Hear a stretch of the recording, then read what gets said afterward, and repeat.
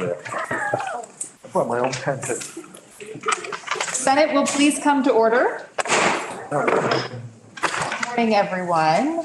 This Friday morning, we will begin with a moment of silence in lieu of a devotional.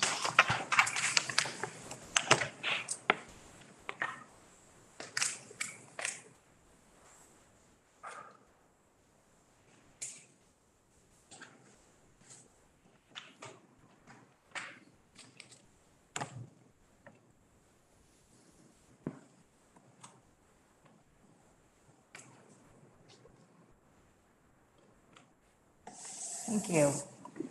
Are there any announcements as we begin? I believe we do have a Rule 31 referral, H159, an act relating to creating the Better Places program, being on the calendar for notice and impacting the revenue of the state pursuant to Rule 1 is referred to Finance. We have 4 or 5 House bills for reference. H353, an act relating to pharmacy benefit management, introduced by Representative Cordes of Lincoln, passed in the House on March 23rd. Please listen to the first reading of H353. H353, an act relating to pharmacy benefit management. You've heard the first reading, and the bill is referred to the Committee on Health and Welfare. H464, an act relating to miscellaneous changes to the Reach Up program, introduced by Representative Pugh of South Burlington and passing the House on March 3rd. Please listen to the first reading of H464.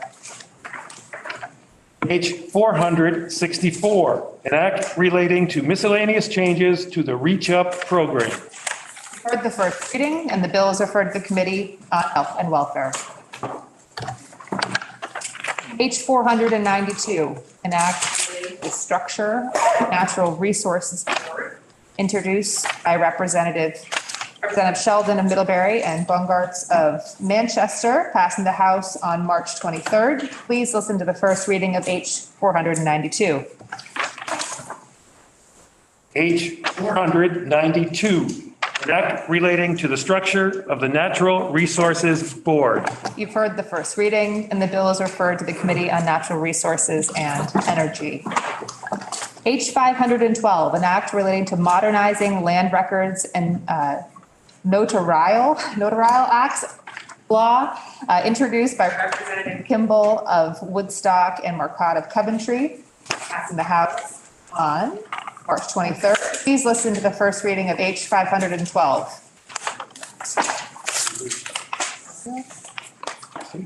H512, an act relating to modernizing land records and notarial acts law. You've heard the first reading, and the bill is referred to the Committee on Government Operations. And finally, H624, an act relating to supporting creative sector businesses and cultural organizations, introduced by Representative Jerome of Brandon and many others. It passed the House on March 23rd. Please listen to the first reading of H624.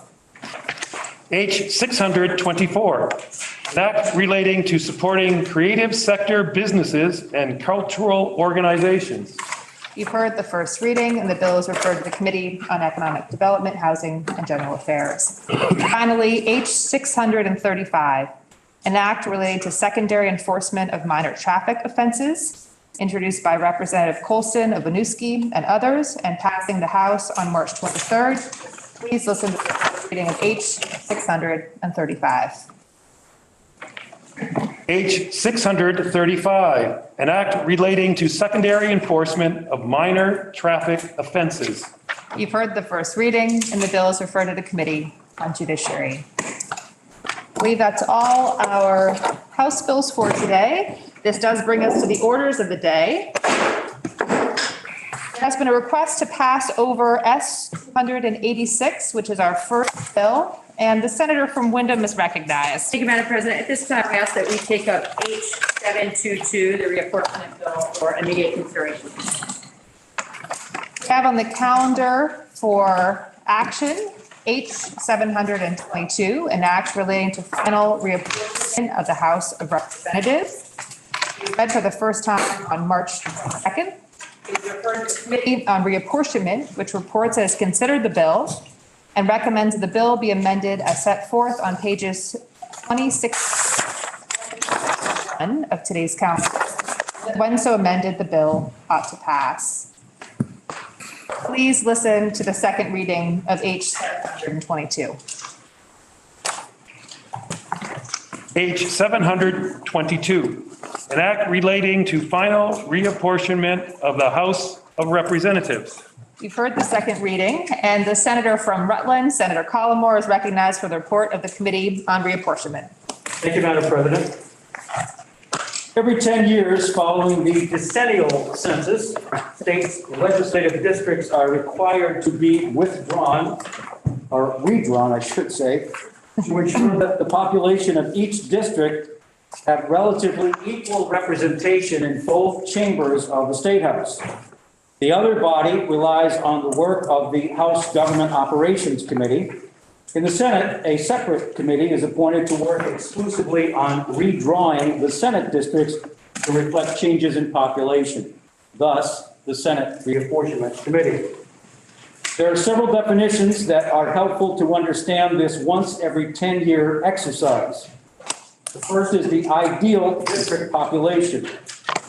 You may or may not know that according to the final numbers from the 2020 census, Vermont population is 643,077 people.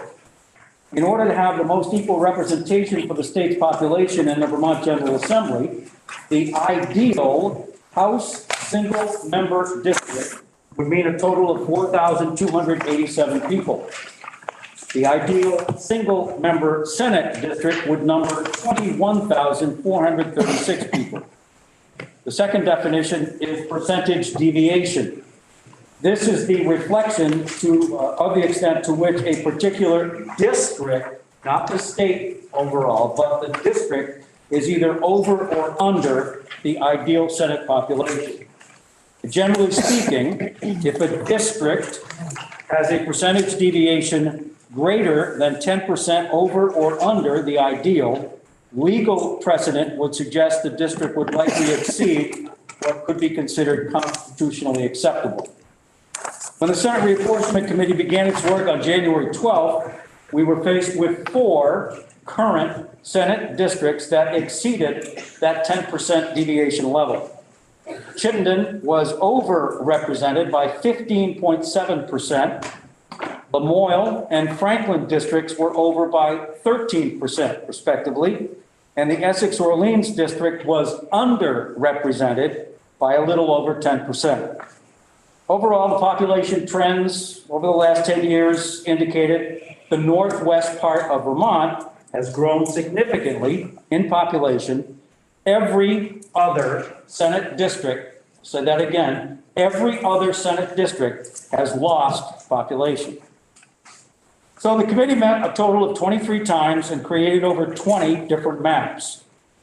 We considered both mandatory single and mandatory 2-member districts, but opted not to proceed in that direction. Rather, we chose to make slight adjustments in all of the districts, some of them more than slight perhaps, and some of them already existing 3-member districts, some 2 and some 1. The final map we will look at is what the Senate Reapportionment Committee believes to be the most accurate and fairly representation of the population changes in Vermont since those district maps were last constructed 10 years ago.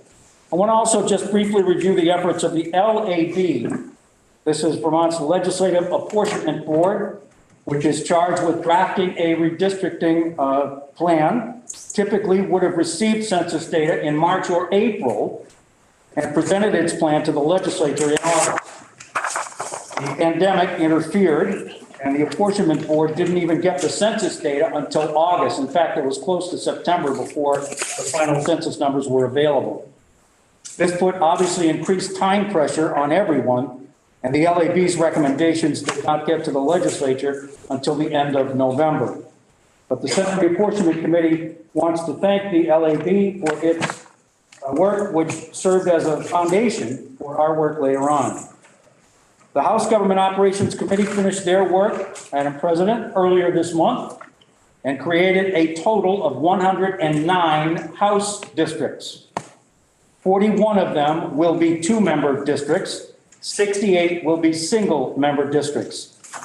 The House deviations range from a plus of 877 to a minus 788 for a combined deviation percentage of 16.65%. The House Government Operations Committee vote was 11-0-0 on that plan, and the floor vote was 129 in favor, 13 against, and 7 absent. On our side, Madam President, there are currently 13 Senate districts. If you overlay the current population of Vermont into those districts, the overall deviation would have been 25.89%, well above the 10%. So the Senate Reapportionment Committee worked to create 16 Senate districts. There will be, if this passes, 5 three-member districts, 4 two-member districts, and 5 single-member districts. The deviations range from a plus 7.61% to a minus of 6.80, so the combined Senate deviation is considerably lower at 14.41%. Madam President, may I speak now to the Senate proposal of amendment? May. Thank you. And again, senators can follow this on page 2066. Each of you has a map, which in some ways is a little easier to visualize. A more granular description of what this represents will follow on pages beginning on 2066 and thereafter. The first instance of amendment, and it's a technical correction to fix an incorrect description in the House version of the Chittenden 24 House District map. I want to point out this does not change the House approved district map for Chittenden 24. The error was simply, and I'll read it, then southerly along the eastern side of Sand Hill Road to the intersection of River Road, and then westerly along by striking out northern and inserting in lieu thereof southern. So in many ways, a technical or scrivener's error, if you will. We're just changing the word northern to southern, but it doesn't change anything else. The second instance of amendment is the main thrust of what we're here today to consider. This will add a new section 3, which amends 17 VSA 1881 to revise the senatorial districts. And the new districts will read this way. The Addison district will remain a two-member district with the addition of Rochester. The Bennington district will remain a two-member district with the addition of Londonderry, Somerset, and Stratton. The Caledonia district becomes a one-member district with the removal of 11 towns: Bradford, Burke, Fairleigh, Kirby, Linden, Newark, Orange, Sheffield, Sutton, Topsham, and West Fairleigh. The Chittenden Central District, the first of 3 Chittenden districts breaking up the current 6-member Chittenden district, is a 3-member district that has all of Winooski, the majority of the population of Burlington, a small portion of southern Colchester, and the majority of the population of Essex. The Burlington and Essex subdivision lines match the House District subdivision lines in H722. The Chittenden North District, the second of the 3 Chittenden districts, will be a one-member district with the towns of Fairfax, Milton, Westford, and the northern and eastern portions of the town of Essex. The Chittenden Southeast District, so named, and the third of the 3 Chittenden districts, is a 3-member district, including the towns of Bolton, Charlotte, Hinesburg, Jericho, Richmond, Shelburne, South Burlington, St. George, Underhill, Williston, and the southern portion of the city of Burlington. The Essex District, formerly half of the Essex-Orleans District, becomes a one-member district with the removal of 18 towns and the addition of Kirby and Linden. The Franklin district remains a two-member district with the addition of Richford and the removal of Fairfax and Fletcher. The Grand Isle district remains a one-member district with the same towns. However, a small portion, the southern portion of Colchester will now be in the Chittenden Central District. The Lamoille district remains a one-member district with the addition of Fletcher and Walcott and the removal of Stowe. The Orange district remains a one-member district with the addition of Bradford, Fairleigh, Topsham, and West Fairleigh, and the removal of Braintree and Thetford. The Orleans district, formerly half of the Essex-Orleans district, is now a one-member district. The Rutland district remains a three-member district with the addition of Mount Holly and the removal of Pittsfield. The Washington district remains a three-member district with the addition of Braintree, Orange, and Stowe. The Wyndham district remains a two-member district with the removal of Somerset and Stratton. Oh, to get rid of these masks. And the Windsor district finally remains a three-member district with the addition of Pittsfield and Thetford and the removal of Londonderry, Mount Holly, and Rochester. The final instance of amendment would be to add section 4. The effective date of the bill would be on passage and shall apply to representative and senatorial districts for the 2002 election cycle and thereafter. The committee vote was 7-0-0. I do want to recognize some folks who helped us out all during the process. Amarin Aberjaley was exceptional here. Nick Atherton, who was our map expert. Mike Ferrant, who scheduled all of our Zoom meetings and worked at times when I'm sure it was inconvenient for him with his family, etc. Michael Chernick was there for us as well. And the entire LAB, I know that one of the members, Tom Little, is in attendance today, and we deeply appreciate their work. So that concludes my report, Madam Chair. We ask that the full body concur. Question is, shall the Senate propose the House to amend the bill as recommended by the Committee on Reapportionment? Are you ready for the question? Senator from Wyndham is recognized. Thank you. I just want to say one thing here about our dedicated staff that had to deal with all the detail here. Let me just read you one little paragraph, if I may. So beginning at the point where the southern boundary line of the town of Milton intersects with Middle Road, then northerly along the eastern side of the center line of Milton Road to the intersection of Hobbs Road, then easterly along the, you get it. Our staff was just amazing to put these maps into language for the bill. Are you ready for the question? And the question is, shall the Senate propose to the House to amend the bill as recommended by the Committee on Reapportionment? Senator from Orange is recognized. May I interrogate the reporter of the bill? Okay. I was looking at the towns added to the Orange County District. Could the reporter tell me whether any of those towns contain a traffic light? I appreciate the question, Madam President. I don't believe we got into that granular study of the town. This puts a chill down my spine, Madam President. I've never represented a traffic light before. And I find it rather intimidating. Thank you. Small point of personal privilege. I do believe Bradford has a traffic light. Confirms my Concern? concern. The question is, shall the Senate propose to the House to amend the bill as recommended by the Committee on Reapportionment? The senator from Caledonia is recognized. Thank you. I rise to indicate that one of the towns that was formerly in my district is now in Orange District, and it does have a traffic. Are you ready for the question? All those in favor, please say aye. Aye. Those opposed, nay. The ayes have it, and you propose to the House to amend the bill as recommended by the Committee on Reapportionment.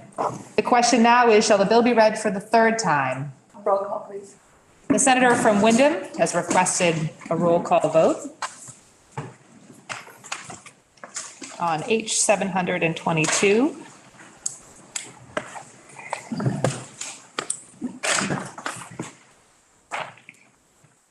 And the question is, shall the bill be read for the third time? Are you ready for the question? Secretary is kindly asked to call the roll.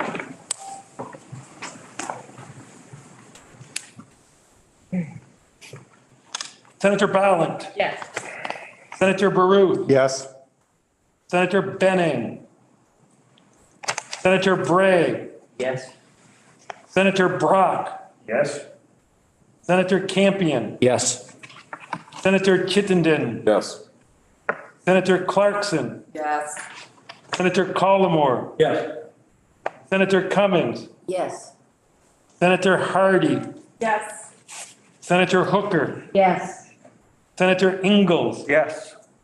Senator Kitchell. Yes. Senator Lyons. Yes.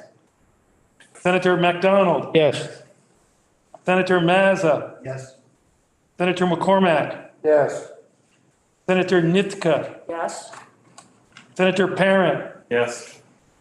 Senator Pearson. Yes. Senator Perschlick. Yes. Senator Polina. Yes. Senator Rom Hinsdale. Yes. Senator Sears. Yes. Senator Sirotkin. Yes. Senator Starr. Yes. Senator Terenzini.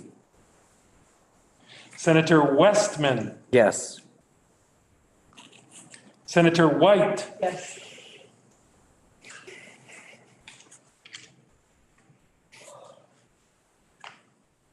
Senator Benning. Senator Terenzini.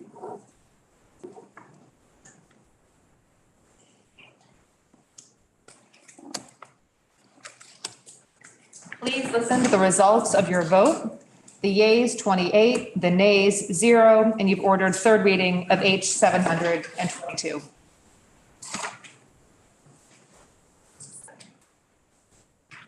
The senator from Wyndham is recognized. Sorry. Thank you, Madam President. Got a couple quarterbacks here. At this time, I would like us to take up S 148, environmental development.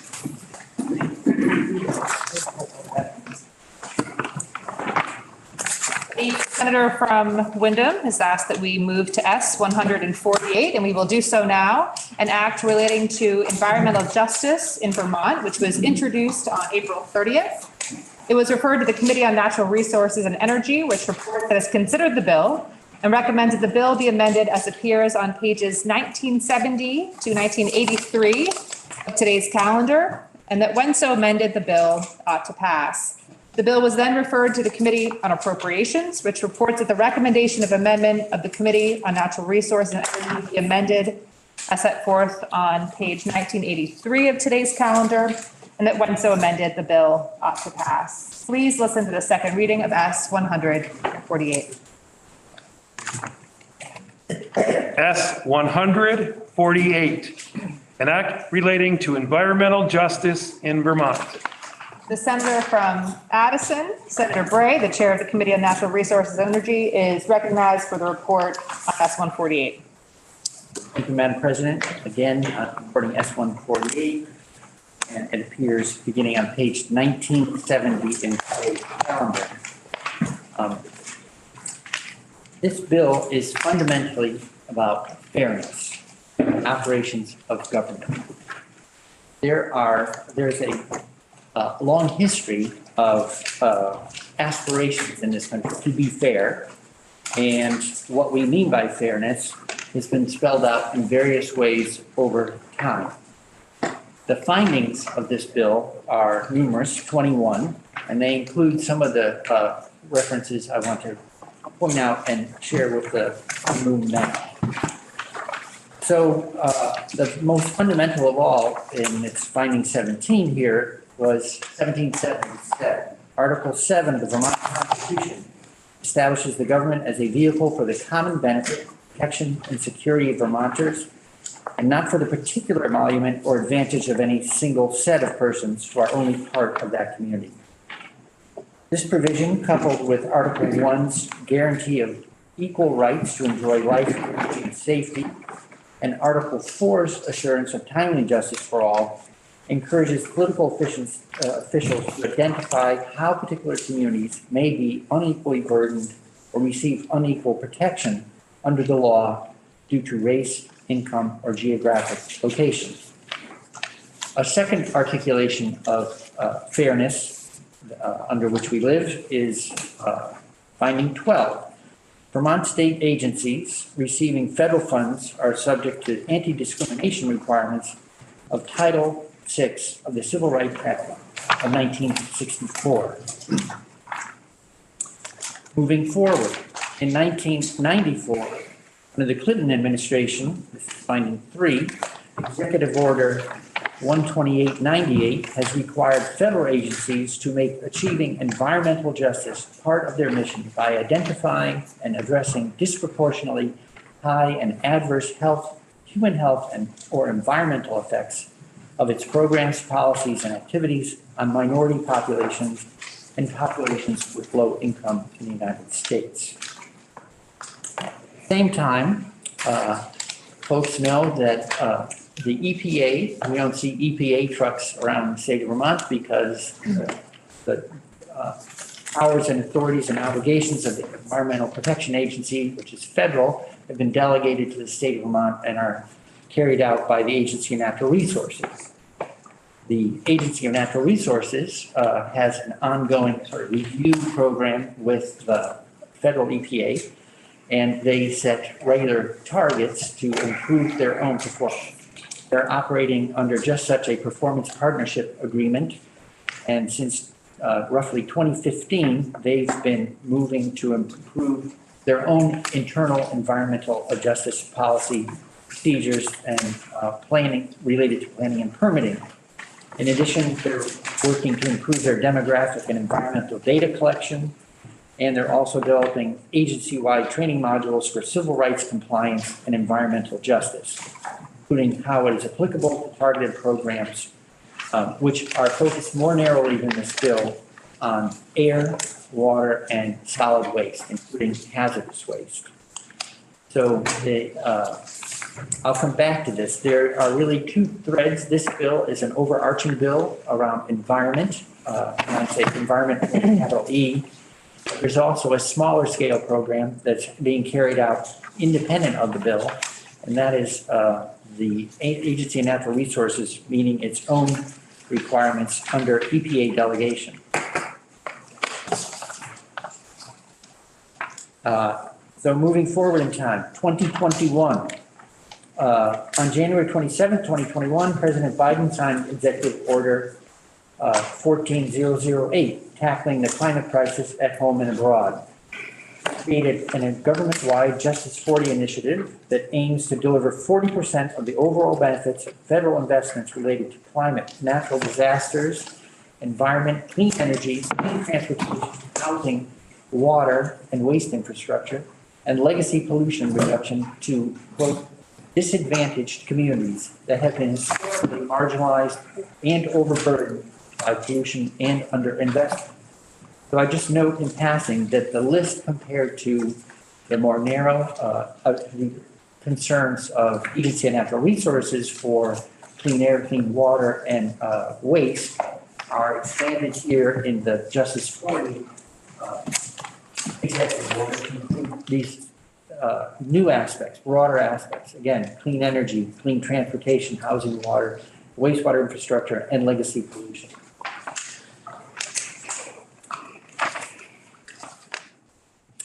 There is a 6th element of another stream flowing into this work on environmental justice, and that is over the last year, the Vermont Climate Council convened to write a climate action plan. And within that, there is an entire section devoted to just transitions, which addresses the same concerns again. And then finally, I'll come to finding number 20, which is a snapshot of our current situation. That is, lack of a clear environmental justice policy resulted in a piecemeal approach to understanding and addressing environmental justice in Vermont, It creates a barrier to establishing clear definitions, metrics, and strategies to ensure meaningful engagement and more equitable distribution of environmental benefits and burdens. So I'll call to your attention two things here. It's meaningful engagement as well as equitable distribution. So it's the content of the programs that government operates as well as the manner in which we engage people in delivering those services and even defining what those services are. And finally, the eighth point brings us to today, S-148, the bill before you, which seeks to add again to the work that brings us to a fairer and more equitable operation of government. And I've mentioned that A&R has a program operating currently to enhance their performance on the environmental justice issues, environmental issues. But this bill addresses all areas of government operation. And that's what I mean when I say capital E, environment, is a much broader concept than a lowercase e A&R in-house definition. And that brings us to definitions in section 6001. I've spent a little time on these because they're really, definitions are often overlooked. They're critical to the operation of any bill. And in this case, they break new ground that I think is unfamiliar to many of us. So the first definition, environmental benefits. I'm not going to read all these in full because they're somewhat lengthy. I encourage people recording to read them more fully. Environmental benefits, assets and services that enhance the capability of communities and individuals to function and flourish in society, such as access to a healthy environment and clean natural resources, including air, water, land, green spaces, constructed playgrounds, and other outdoor recreation facilities and venues, affordable clean renewable energy resources, public transportation, fulfilling and dignified jobs, healthy homes and buildings, healthcare, nutritious food, indigenous food and natural resources, environmental enforcement, and training and funding dispersed or administered by government agencies. So again, that's the capital E environment we're talking about. It is all the ways in which government programs and policies influence the quality of life of our environmental burdens is in short, sort of the lack of support for any of the things we just defined as significant impacts to clean air, water, and more. So impairments related generally to pollution, but also shortages in any of the other things. Healthcare, transportation, housing, etc. Environmental justice, the third definition, is the concept that all individuals are afforded equitable access and distribution of environmental benefits. And it lists the more particular aspects of those benefits and the challenges that we've faced over time in delivering those benefits.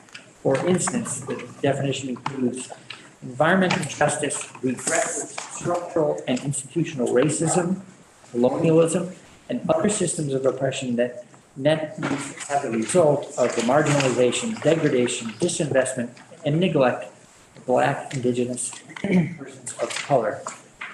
Environmental justice requires prioritizing resources for community revitalization, ecological restoration, resilience planning, and just recovery of communities most impacted by environmental burdens and natural disasters. I'm going to go back to finding number one before going on to the next definition. Finding number one is, according to the American Journal of Public Health, studies published in 2014 and 2018 affirmed by decades of research that Black, Indigenous, color, and individuals with low income are disproportionately exposed to environmental hazards, unsafe housing, facing higher levels of air and water pollution, mold, lead, and pests. This is just one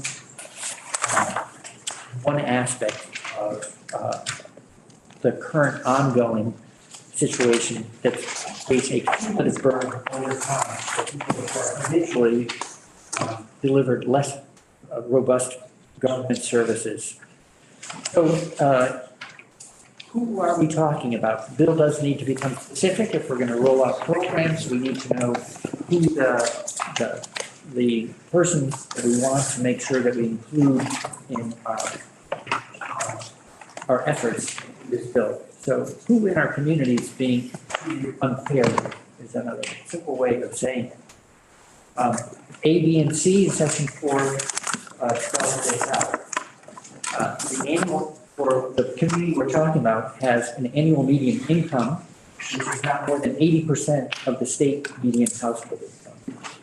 It also includes persons of color and indigenous people when they live in an area in which they comprise at least 6% or more of the population. And also English proficiency in a census block that has at least 1% or more of households. Limited English proficiency is actually a term of art in the United States Census, and that is defined here as not having someone in an adult in the household who speaks English, quote unquote, very well, as defined by the Census Bureau.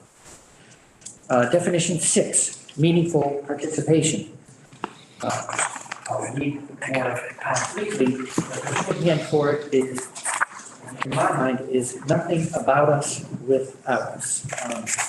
Meaningful participation means that all individuals have an opportunity to participate in energy, climate change, and environmental decisions, including needs assessments, planning, implementation, permitting, compliance and enforcement, and evaluation.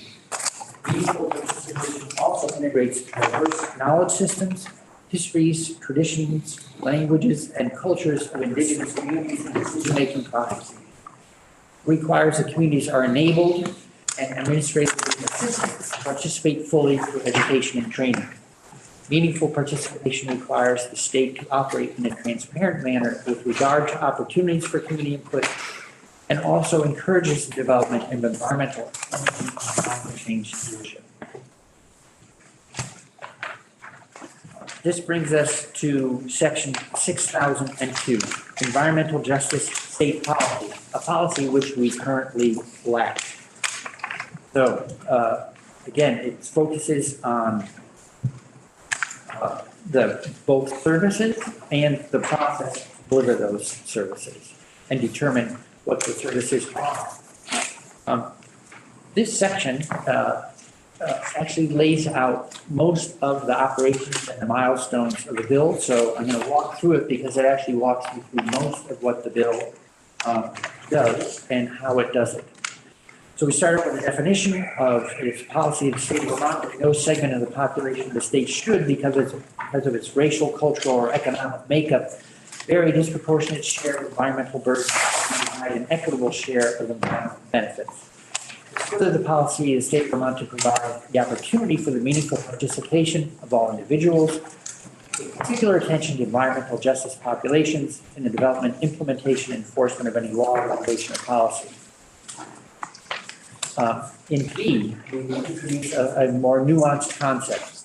The following state agencies and bodies shall consider cumulative environmental burden. So it can be, we're all familiar with the straw that broke the camel's back. There can be small insults, as referred to in technical literature, to the environment, to a population environment, like toxins in water or air with a higher level of unhealthy particulates.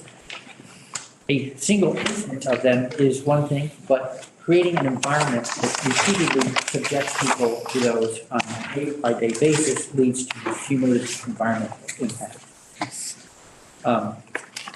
We lay out in the bill a list of agencies, an initial list of agencies that participate in this, and they include the Agency of Natural Resources, Transportation, Commerce and Community Development, Agriculture, Food and Markets, Education, as well as the Public Utility Commission and the Natural Resources Board, and the Departments of Health, Public Safety, and Public Service. Sometimes think of this bill as we're dropping a stone into a pond. There is going to be a single point at which we're starting A&R is particularly advanced because of their requirements under EPA and have been working on environmental justice already. And that's why they play an outsized role in this bill. But that ripple is going to travel throughout the entire fund. Every agency, department, of state government ultimately will participate in this. Subsection C, on or before July 1, 2025, every state agency shall create and adopt a community engagement plan. So this is where we come back to the notion of there has to be a very thoughtful and conscientious look at how we engage the community as to enhance the way, for instance, public knowledge, into house. Last year when we were working on this bill, we wanted to take testimony, and we realized that it was, although we were well-intentioned as a committee, wanting to hear from impacted populations that this bill addresses, many of the people that we would have liked to hear from were unavailable to come into, they couldn't participate in our format. So a meeting in the middle of the day when you're already at work is not convenient for many people. It precludes their ability to participate. They may have a lack of electronic or digital resources that's allowed them to participate in a Zoom meeting. So we have to find ways to meet people where they are in order to engage them. And the community engagement plans focus on exactly that. In subsection D, every state agency shall submit annual summaries to the Environmental Justice Advisory Council, which I'll talk about later, but basically the Citizen Council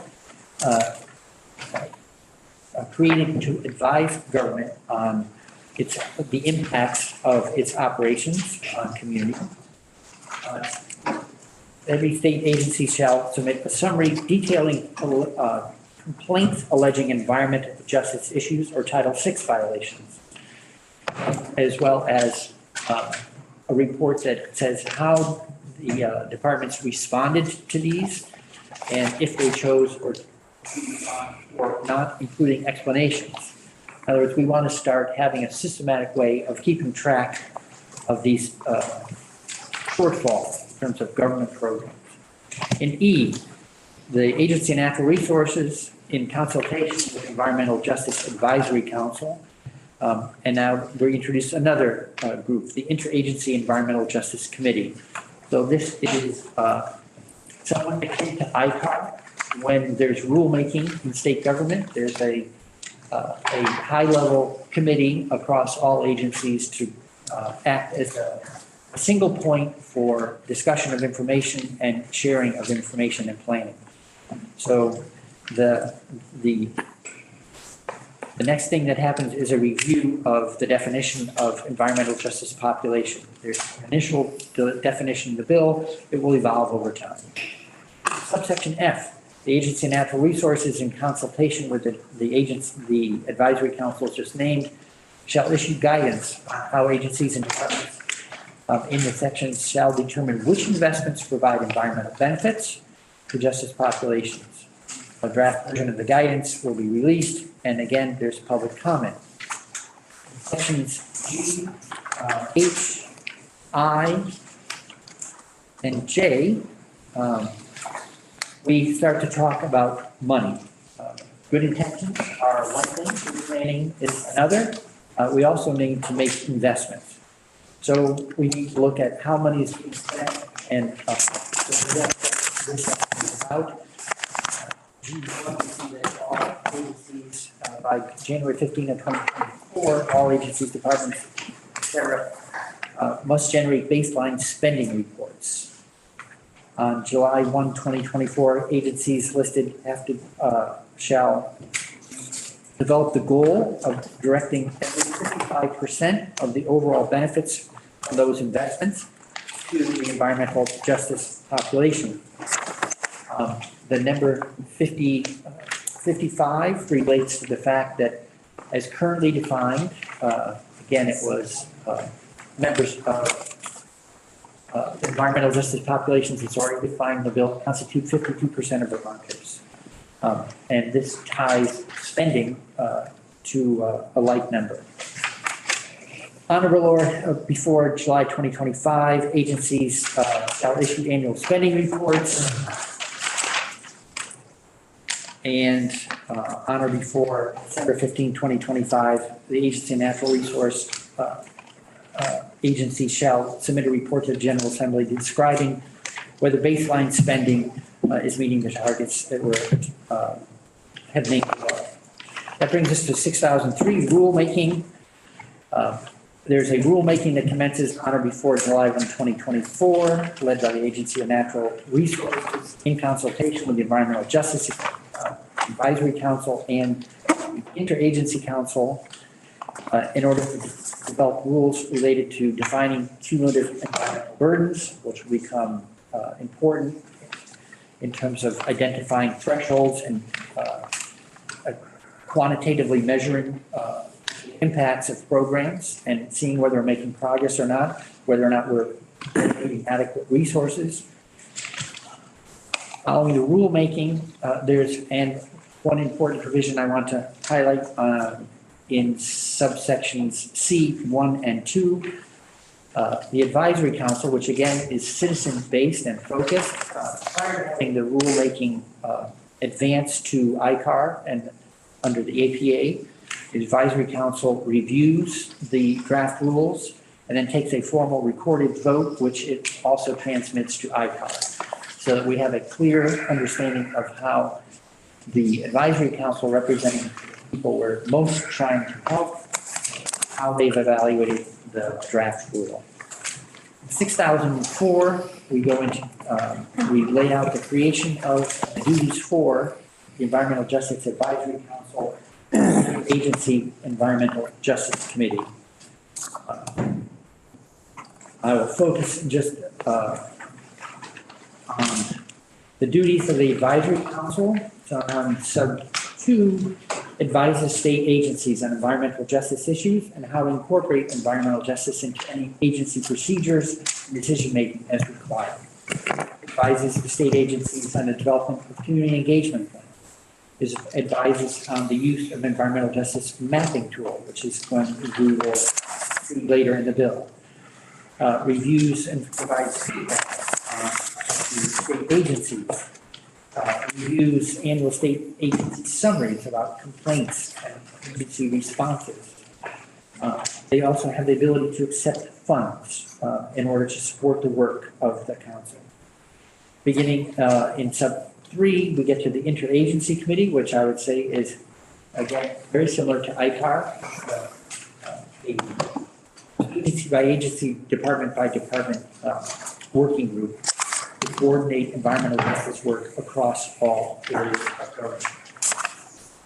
In sub D, we get into the membership of members can read for themselves. All the members are. There are 17 members in the Advisory Council, again, which is a citizen-based council.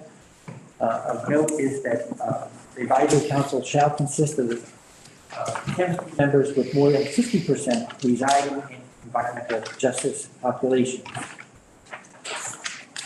In sub 2, the Interagency Committee lays out the secretaries, commissioners, and directors who are all part of the state's own counterpart working group or committee. One thing of note is the director of racial equity, or her or his designee, has a role on both councils.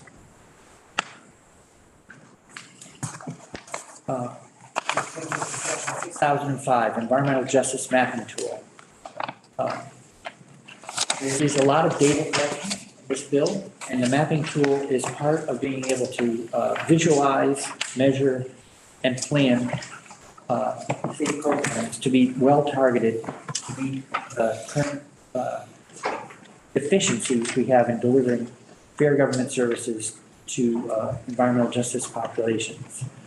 The state mapping tool on or before January 2024 will be available for use by the public as well as for state government. Brings us to section 3. There's an annual report which begins on January 15, 2024. We summarize actions taken allow individuals to follow the progress that we all aspire to be making. Section 4 brings us to appropriations, which I won't detail because there is an amendment coming from the Appropriations Committee. Section 5 is an effective date, which takes passage. We heard from 27 witnesses, and those 27 including organizations that have been actively involved in soliciting information from a far larger pool of individuals. The work has been ongoing in a variety of places, including at Vermont Law School and other efforts around the state, all of which contributed to the work which went into the bill as introduced by Senator Ron Hinsdale, S-148, which came to us last spring. Happily, those partners, the working individuals most involved in developing the bill, stayed engaged and have continued to develop the bill to its end. The committee vote was 5-0-0, and the Senate Natural Resources and Energy Committee asked for yours. The senator from Lamoille, Senator Westman, is recognized for the report of the Committee on Appropriation. The Appropriations Committee has, you will find their amendment on page 1983. And is the tradition with the Appropriations Committee, all non-immediate spending we remove and will be considered as we put together the budget in relationship to all other spending.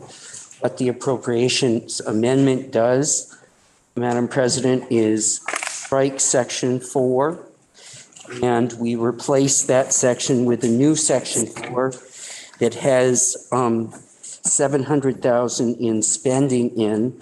It will fund the mapping tool that the reporter from Natural Resources went through, and also the remaining $200,000 would be appropriated to the Agency of Natural Resources to fund 2 positions to assist in the development of the environmental justice practice and support the Environmental Justice Advisory Council. The reason that is immediate is there was a review by the federal government of spending within the natural resources area, and we were found to be not compliant. So the Natural Resources Agency is somewhat under the direction of the federal government to be able to move ahead. So we felt it immediate that we needed to, within the appropriations, get started on what we've been told to do. We will be reviewing what is in this bill and the 3 million in nearly 20 positions. We will be reviewing and comparing that as we go through the budget in this room. So the Appropriations Committee amendment strikes section 4 and has a substitute that would do that. Our vote in appropriations was 6-0-1. First question is, shall the report of the Committee on Natural Resources be amended as recommended by the Committee on Appropriations? Are you ready for the question? All those in favor, please say aye. Aye. Those opposed, nay. The ayes have it, and you've amended the report of the Committee on Natural Resources as recommended by the Committee on Appropriations. The question is, shall the Senate amend the bill as recommended by the Committee on Natural Resources and Energy as amended? Are you ready for the question?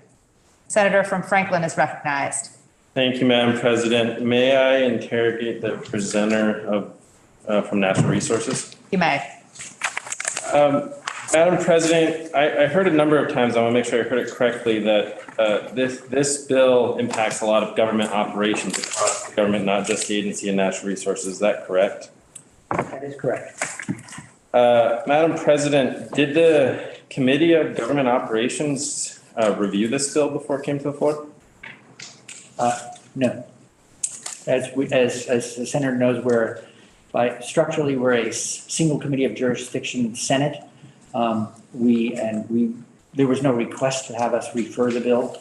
to government operations, so it went directly to finance and appropriations part of the floor.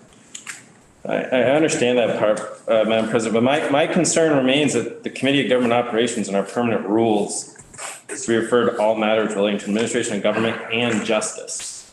And this bill never saw a stop there. I think this is a pretty weighty bill. I think it's an important bill. I think it touches on important topics, but it pretty much touches on every agency within state government. It looks at state government as a whole. And the fact that it didn't go to that committee has a lot of concerns for me, just sticking with our rules in the Senate. So I guess with that, I would move that the bill would be committed to our Committee on Government Operations for their review.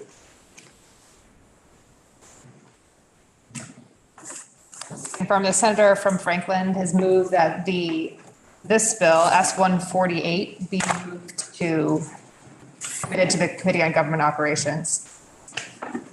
The senator from Addison is recognized. Thank you, Madam President.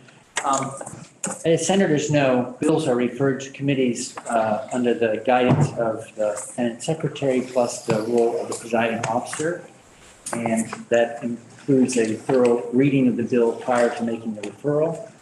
I think I don't know of any requests that have come to the floor before to challenge the referral of the bill to a particular committee. We have the option of asking another, and we do this from time to time, when another committee feels that though there's matters that are also under their jurisdiction or of interest to them, they can either informally or formally have the bill referred to them, and but no such request was made. So in keeping with well-established Senate tradition, I would move that senators oppose referral. The senator from Franklin has moved that S-148, an act relating to environmental justice in Vermont, be committed to the Committee on Government Operations. Are you ready for the question? All those in favor, please say aye. Aye. Those opposed, nay. Nay. The nays appear to have it. The nays do have it. And the motion is not adopted. We'll return to the underlying question, which is, shall the Senate amend the bill as recommended by the Committee on Natural Resources and Energy as amended? Are you ready for the question? All those in favor, please say aye. Aye. Those opposed, nay. No. The ayes appear to have it. The ayes do have it, and you've amended the bill as recommended by the Committee on Natural Resources and Energy as amended. The question now is, shall the bill be read for the third time? Are you ready for the question? The senator from Chittenden is recognized. Thank you, Madam President.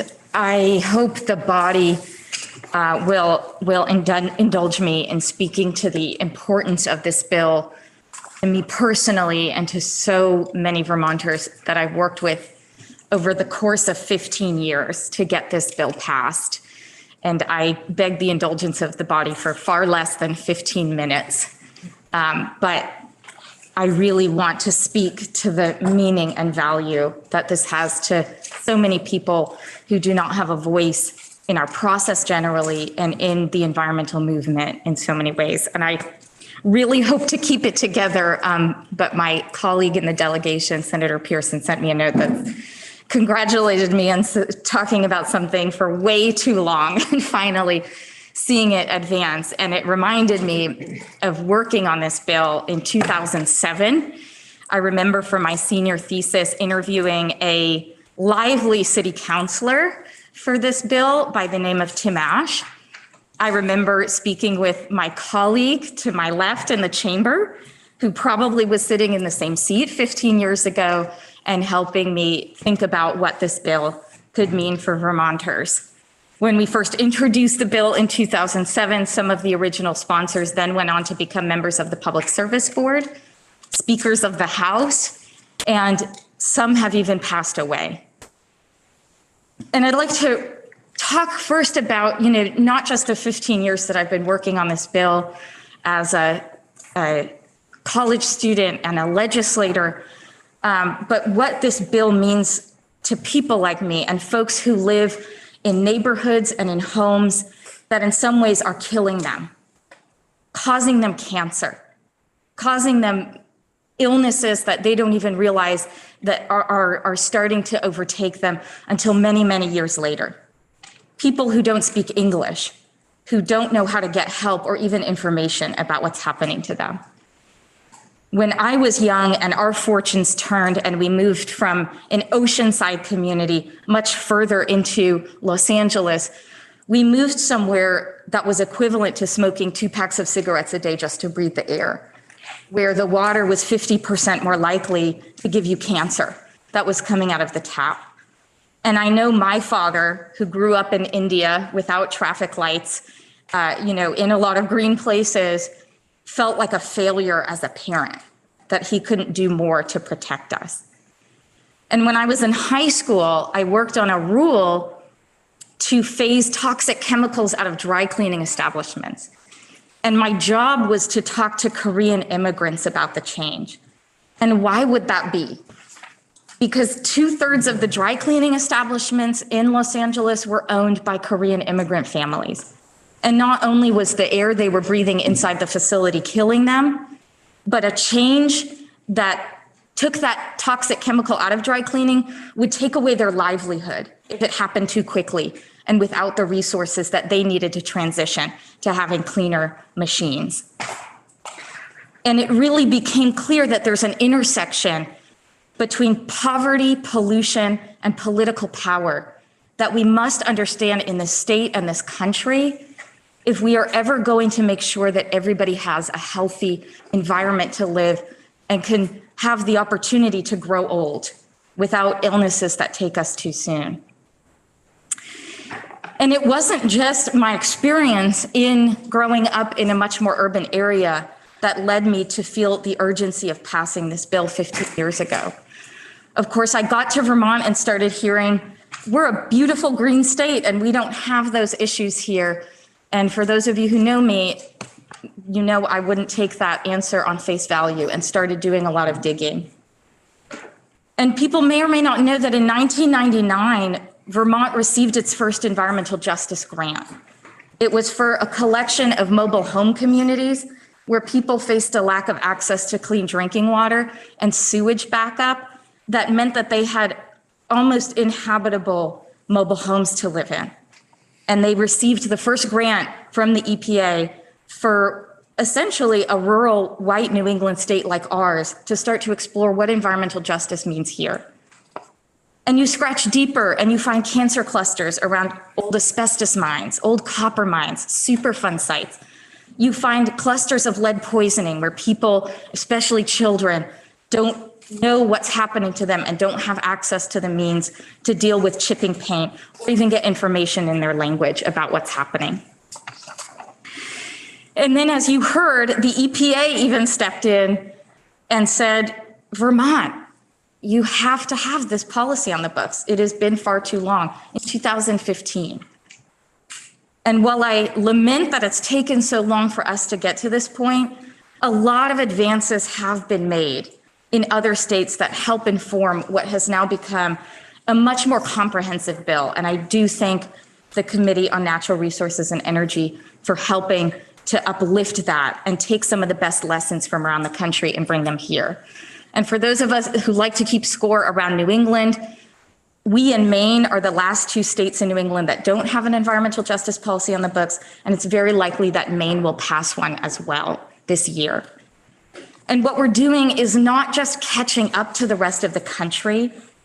What we're doing is meaningful for so many more reasons. Internally to our state, it's giving voice to a lot of people who had an inkling that something was wrong in their home or their environment, but didn't consider themselves part of an environmental movement, didn't know what that meant. As folks may or may not know, when Tropical Storm Irene hit Vermont, people living in mobile home communities made up 8% of the state population, but they made up 40% of the flooding victims in Tropical Storm Irene.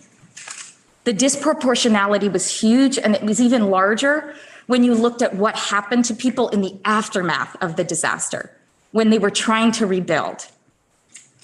And when I worked with colleagues, some of who were mentioned in the floor report, to travel the state and talk to people about that recovery, what we heard 10 years later was lingering trauma from Tropical Storm Irene, was a feeling that people were left behind and still are to some extent, that they never fully recovered.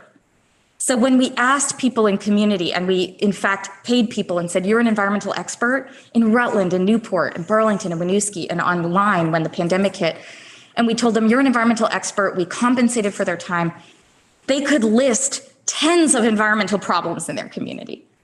They could list so many problems. And then when we asked, where do you go for solutions? Tears started flowing. People would say, I don't know. I look at a website and I don't know what to do next. Nobody ever comes to my community. They tell me if I want to make a difference, I have to go to Montpelier in the middle of the day to be heard on some docket that I don't understand.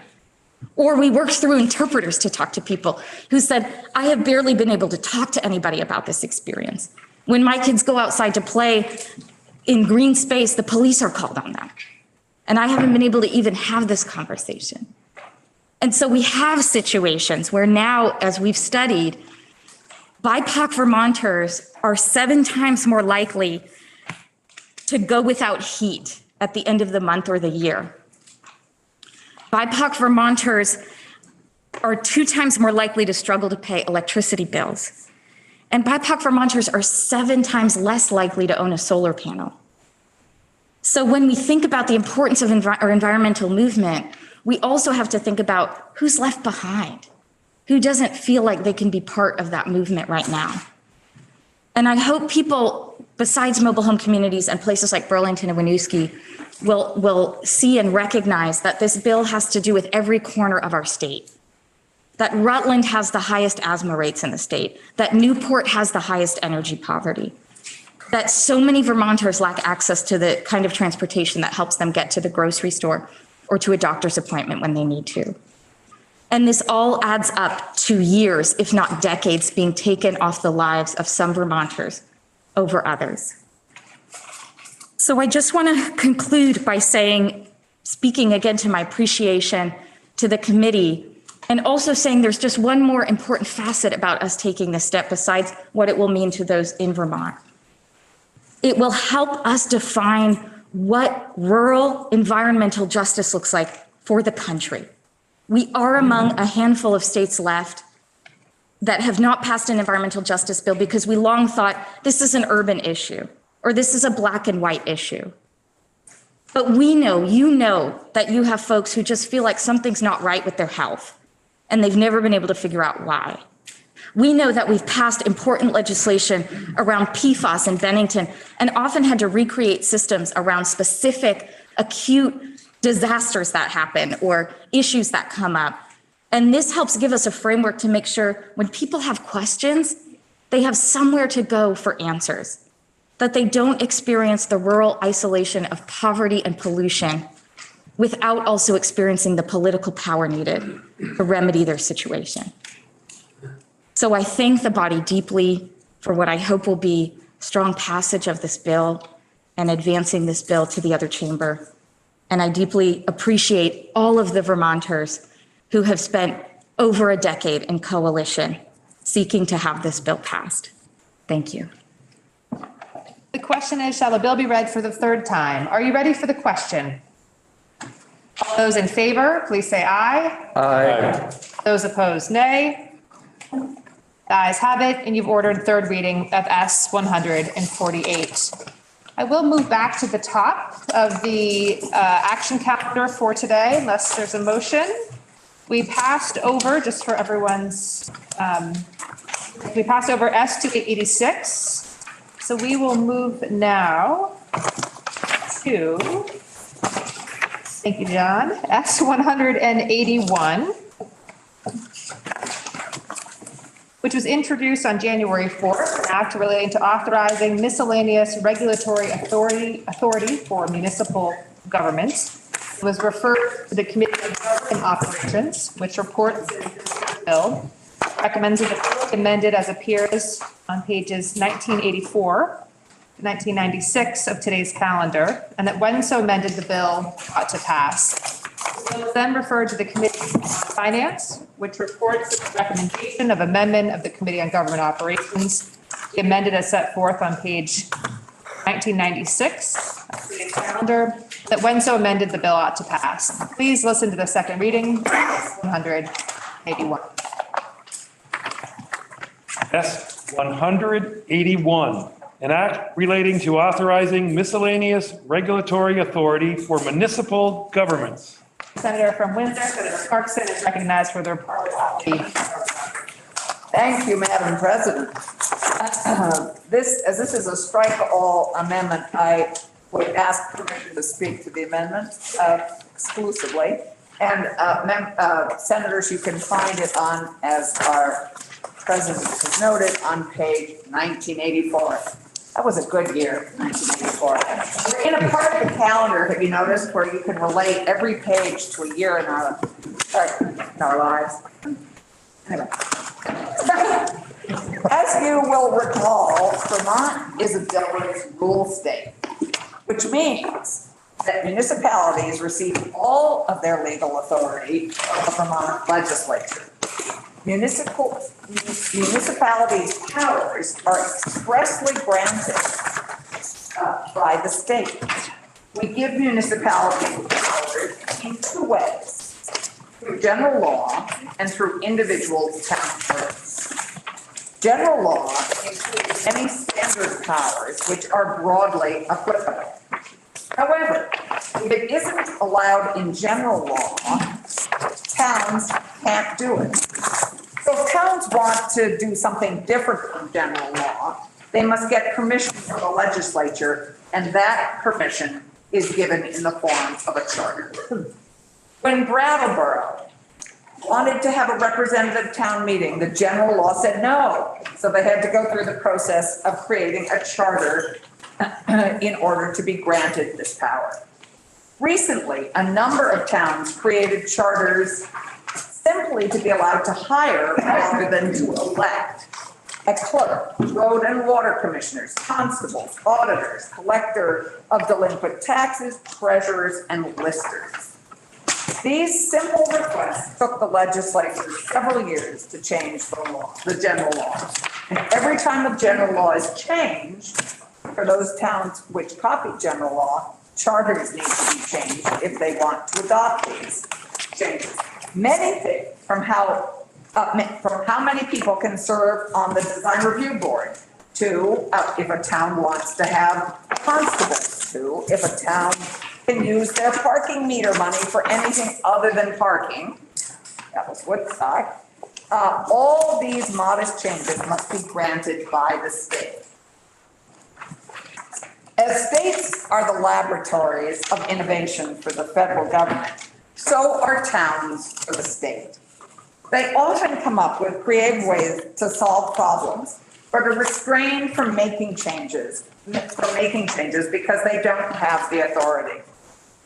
This bill makes changes to general law to enable more towns to meet their needs without having to either create a charter or go through a charter change.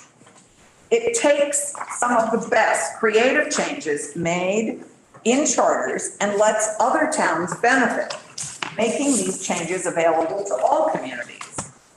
This bill also includes some wish list items, like lowering speed limits below 25 miles an hour, or letting towns remove abandoned boats, which towns and cities have said would be helpful. These changes to general law mean that towns will be able to be more flexible and meet their unique needs.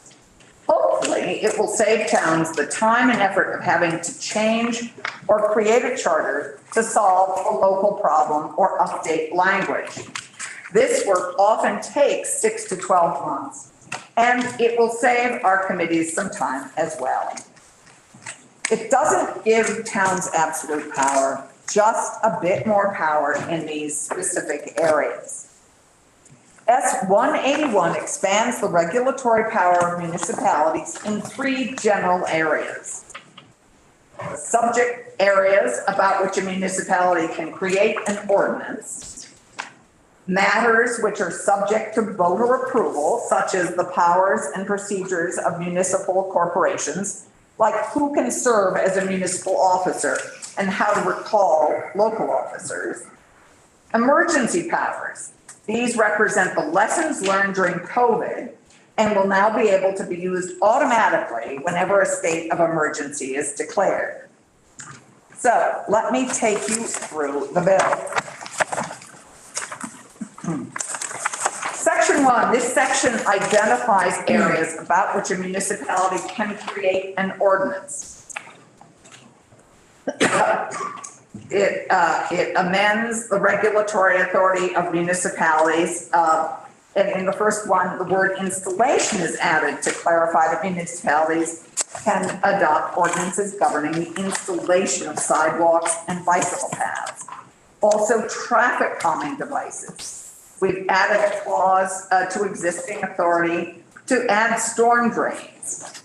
We also provide authority for towns to adopt an ordinance that would apply to protect health and safety, to prevent injury or other properties in a vicinity. An injury is not qualified and may include financial injury. These are for qualified, and we also extend existing authority for qualified municipal officers to determine that a building is uninhabitable and to recover expenses for the maintenance or repair of the building. This is the authority that would be extended to blighted buildings. Section 2, we address abandoned vessels.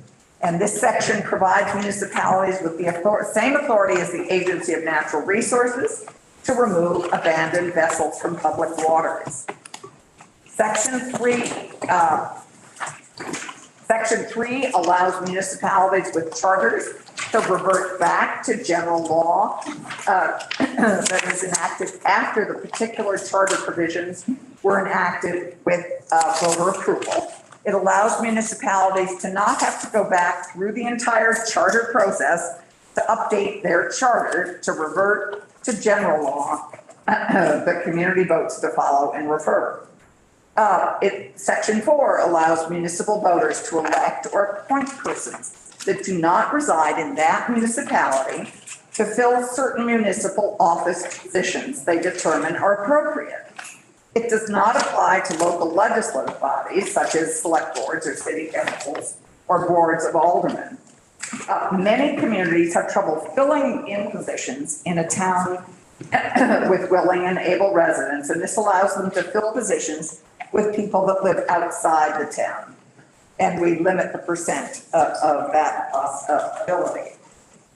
Section 5 allows a municipality to eliminate the office of constable, and the select board designates another municipal officer to fulfill any lingering constable obligations. Section 6 allows voters to enable the recall of local officers. The threshold for signatures needed is set at 25% of registered voters. Section 7 is the local option tax, and you will be having an amendment about this from the Far Finance Committee. Local option tax. This allows all municipalities, currently only gold towns can do this, that conduct a municipal-wide vote to enact a local option tax to not have to get further legislative approval to get a charter amendment or adoption. Section 8 allows a municipality to increase or decrease the number of seats on the zoning board of adjustment or of development review board. Currently, the boards could either have 5 or 7 members. Section 9 aligns statutory language to current practice as municipalities already make improvements to cemeteries. Section 10 allows municipalities to reduce the speed limit below the current 25 miles an hour threshold to 15 miles an hour on local roads if an engineering and traffic study justify this. Currently, the town of Bennington can do this at a 20-mile-an-hour level, and the city of Barry has proposed is proposing a mile per hour set at 25 in their current charter. Again, this would reduce the need to have a charter change for these. Section 11, if a member of a legislative body or select board, city council, or board of aldermen does not meet the attendance policy requirement of that board, that member's seat may be deemed vacant. It still allows the impacted member to demonstrate a willingness and capacity to keep the seat. However, and the vacancy isn't automatic, but must be deemed so by the legislative body by majority vote. The underlying attendance policy must be unanimously voted in, however. Section 12 should probably be deleted. Section, as it's redundant. Section 13 allows a municipality to make a condition precedent and an applicant cannot secure all other relevant local permits before a final zoning permit is issued. Currently, the only permit a zoning permit can be conditioned upon is a state wastewater and potable water permit from the Agency of Natural Resources. This would allow towns and cities to have the same right for other important local permits, such as local wastewater, water permits, curb cuts, building code permits, and signage permits. So, inspection, we're getting there here. Now it's, so, the remaining sections 14 through 19, codify the emergency measures the legislature enacted during the COVID-19 pandemic. Each of these has been passed out of the Senate, and they include, they contain sort of the lessons learned that we worked on in Senate government operations, what Senator Conner likes to refer to as the off-the-shelf provisions. And they address the open meeting law, municipal deadlines, a moratorium, or on disconnections from water systems, elections, the extension of professional license terms, municipal quasi-judicial proceedings, and open meeting law and town highway funds. And that takes us, I think that takes us to the effective date, which is July 1st, 2022. So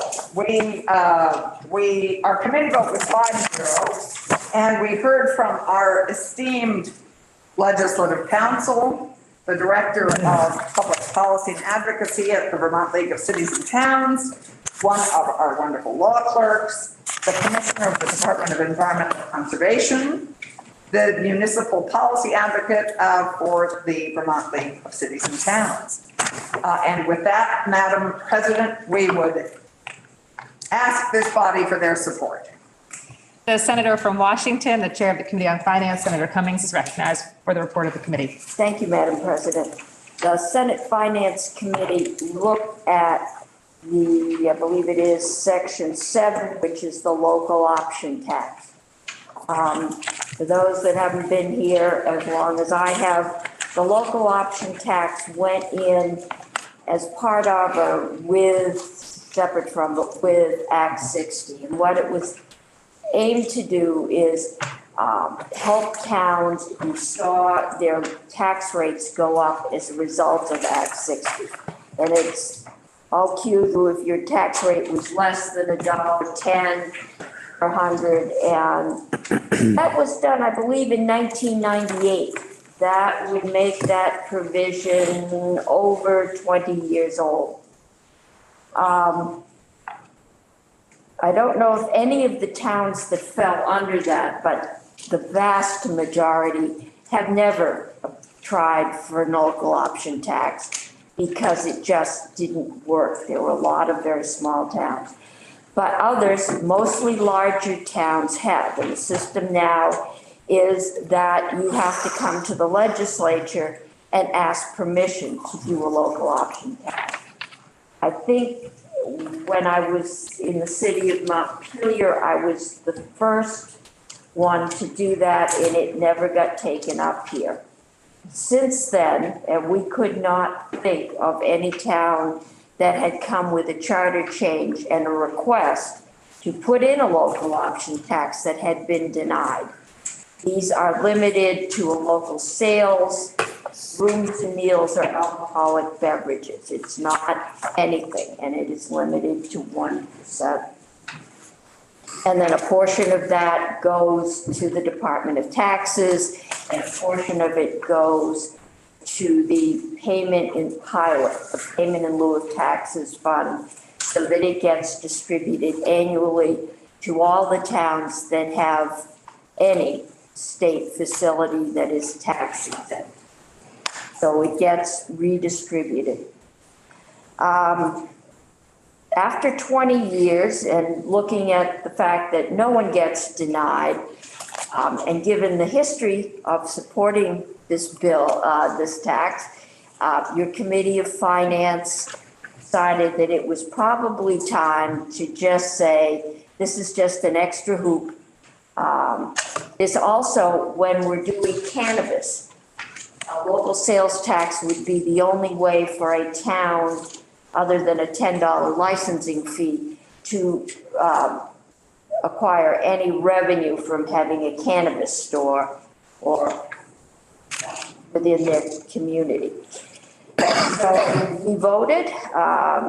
The one change that we made was at the request of the Commissioner of Taxes, who said he wished we wouldn't do this, but if we did, could we please make sure that we gave him some time to redo the tax forms. When you file your sales tax, right now there's your general 6%, and then there's a list of all the towns that have local option taxes, and you have to check those off. So he needs some time to redo forms as towns come online, if any. So what your Committee of Finance did is actually unstrike a section that the Committee on Government Operations had struck, and just do a little wordsmithing to make it into full sentences. So in section 2, we unstruck the section, and it now reads, a local option tax pursuant to this section. That was the shall be effective beginning on the next tax quarter following 90 days notice to the Department of Taxes of the imposition of, and we add of the tax. So we have just put that back in, and I believe the vote in committee was 7-0-0. The question is, shall the report of the Committee on Government Operations be amended as recommended by the Committee on Finance? Are you ready for the question? All those in favor, please say aye. Aye. Those opposed, nay. The ayes have it, and you've amended the report as recommended by the Committee on Finance. The question now is, shall the Senate amend the bill as recommended by the Committee on Government Operations as amended? Are you ready for the question? The senator from Windsor is recognized. Madam President, may I interrogate the presenter of the bill? You may. Madam President, in section 8 on page 1989 of the calendar, I have a concern that I raised previously with someone, and perhaps it's an oversight, or perhaps you addressed it and I don't know what the answer is, but with regard to when a select board, for instance, decides to reduce the number of persons on a board, I look at number 2 in this section, which is at the bottom of the page, and see that it says the number of members on a board is reduced. Legislative body shall determine which of the appointed members shall remain in office. In other words, they also will determine who gets kicked out. By the fact that the board simply could say, we're having trouble with that person who's a thorn in our side, let's get rid of him. Or her. And I'm wondering if the committee would consider doing that by a lottery rather than this way that could be very biased towards people that they don't care about. Oh, that's number 2 at the bottom. Yes, I think the committee would consider making this change, and perhaps we can chat about it this afternoon. Thank you, Madam President. The senator from Bennington. Madam may I inquire the reporter of the bill? You may. Madam President, I compliment the committee on its work, particularly on the local option tax. Been working on that since I got here a long time ago. But I am concerned about section 10, the local speed limits. I don't know if you've driven 15 miles an hour for a very long period of time, but unless you're on an old bumpy dirt road, it's pretty difficult. I think this sets up, my concern is that it may set up speed traps in some communities that want to make money. So I would hope the committee would reassess this section and remove it. There may be an amendment tomorrow to remove this. But I would hope the committee would look at it before third reading. I'd at least put it up to 20 miles an hour. I'm really concerned about speed traps in many of our communities. We all know where they are, but strangers don't. Thank you, Madam President. I certainly think we can just, again, add this to our afternoon roster and discuss it, although, as we all know, we all represent towns for which driving 20 or 25 miles an hour is too fast for some areas, given schools, given all sorts of areas where they really want to slow it down. I understand the senator's concern, but our towns have long asked for this kind of flexibility in the law. So we can certainly discuss it, and perhaps the senator would like to come and make his case this afternoon in Senate Government Operations. I am sure our chair would be amenable. Thank you, Madam President. I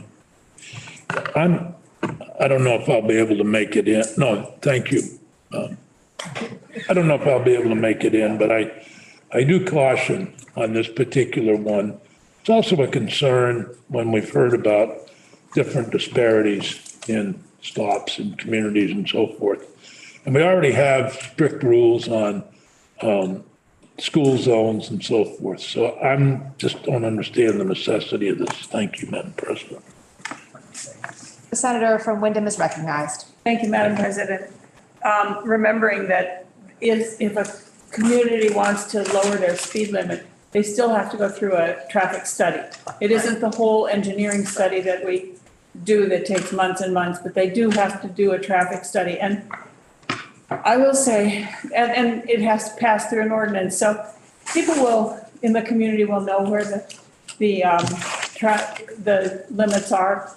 And they're not going to, I think we have to have a little faith in our communities to not put 15 miles an hour on the main road that leads from from Putney to Westminster West. They're not going to do that. But I happen to live on a street that has a 25 mile an hour speed limit, and it's about a block and a half long, and it's a dead end. And people whip through there at 25 miles an hour. We have 17 kids under the age of 17 living on that street. Very dangerous. So they would like to be able to lower that speed limit on that street, but they have no ability to do it. This just gives them the ability to have a traffic study and see if they want to do it. Thank you. Senator from Caledonia is recognized. Thank you, Madam President. Regarding the speed limits, I think it's very important that we focus on the fact that we're talking about those within the town's jurisdiction, because the state and federal laws will prevail on the state highways, which are really oftentimes the major artery through our villages. And those speed limits cannot be reduced, their standards under the Manual of Uniform Traffic Device requirements of the federal government. So I just wanted to be clear that, or that the language here makes it clear that there is a jurisdictional issue, and there is a difference between certain roads within a specific town. Thank you, Madam President. The question is, shall the Senate amend the bill as recommended by the Committee on Government Operations as amended? Are you ready for the question? All those in favor, please say aye. Aye. Those opposed, nay. The ayes have it, and you've amended the bill as recommended by the Committee on Government Operations as amended. The question now is, shall the bill be read for the third time? Are you ready for the question? All those in favor, please say aye. Aye. Those opposed, nay. The ayes have it, and you've ordered third reading of S 181. Check that. 1:15, and we are going to take up 195, S 195, which was introduced on January 5th, an act relating to the certification of mental health peer support specialists. It was referred to the Committee on Health and Welfare, which reports it has considered the bill and recommends that the bill be amended as appears on pages 1997 to 2007 of today's calendar, and that when so amended, the bill ought to pass. The bill was then referred to the Committee on Finance, which reports that the bill should be amended as recommended by the Committee on Health and Welfare, and that when so amended, the bill ought to pass. The bill was then referred to the Committee on Appropriations. Recommendation of amendment of the Committee on Health and Welfare be amended as set forth on pages 2007 to 2013 of today's calendar, and that when so amended, the bill ought to pass. Please listen to the second reading of S 195. S 195, an act relating to the certification of mental health peer support specialists. The senator from Rutland, Senator Hooker, is recognized for the report of the Committee on Health and Welfare. Thank you, Madam President. May I refer to the underlying bills as well as the striking? You may. Just for your information, Madam President, this is a combination of two bills, S 194 and 195. S 194 having to do with respite centers, F 185 having to do with peer support specialists.